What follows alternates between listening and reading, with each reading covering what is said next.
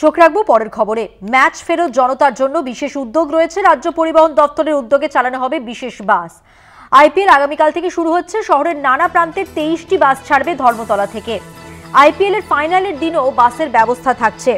সব মিলিয়ে জমজমাট আইপিএল ম্যাচের প্রস্তুতি পর্ব। কলকাতায় রাজ্য পরিবহন দপ্তরের উদ্যোগে চালানো হবে বিশেষ বাস।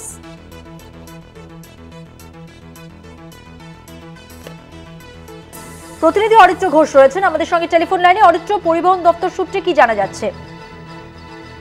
দেখো, আগামীকাল থেকে আইপিএল শুরু হচ্ছে। কলকাতা ইডেন গার্ডেন্সে মোট 7টি ম্যাচ রয়েছে। এছাড়াও প্লে অফ ও কোয়ালিফায়ারের বেশ কিছু ম্যাচ থাকছে কলকাতায়। তবে দেখো, যেটা সমস্যার বিষয় হয়ে দাঁড়ায় যে ম্যাচ শেষে যারা ক্রীড়াপ্রেমী মানুষ তারা বাড়ি ফিরতে বেশ কিছুটা বেগ পেতে হয়। কারণ কলকাতা শহরের বিভিন্ন জায়গা থেকে ক্রীড়াপ্রেমীরা খেলা দেখতে আসেন। সেই কারণে রাত্রেবেলায় বাসের সংখ্যা রাস্তায় কমে যায়। তবে এবারে সেই জায়গা থেকে বেশ কিছুটা সুরাহা করছে রাজ্য পরিবহন দপ্তর।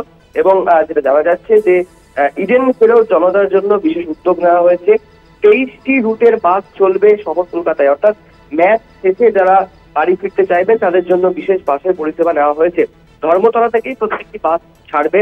যেমনটা জানা যাচ্ছে 22শে মার্চ, 3রা এপ্রিল, 21শে এপ্রিল এবং 23শে মে কোয়ালিফায়ার ও 25শে মে ফাইনালের দিনেও এই বাসের ব্যবস্থা আছে।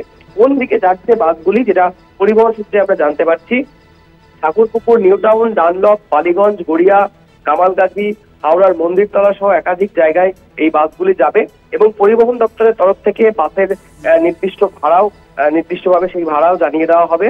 দেখো, একই সাথে যেমন আমরা জানি আইপিএল এর জন্য পূর্ব রেল ট্রেন চালানোর সিদ্ধান্ত নিয়েছে, মেট্রো রেল কর্তৃপক্ষ মেট্রো চালানোর সিদ্ধান্ত নিয়েছে। ঠিক এরকমই এবার রাজ্যের পরিবহন দপ্তরের তরফ থেকে অতিরিক্ত বাস বা বিশেষ বাস পরিষেবা চালু করা হলো আইপিএল উপলক্ষে। ধন্যবাদ অরিত্র। কথা বললাম প্রতিনিধি অরিত্র ঘোষের সঙ্গে।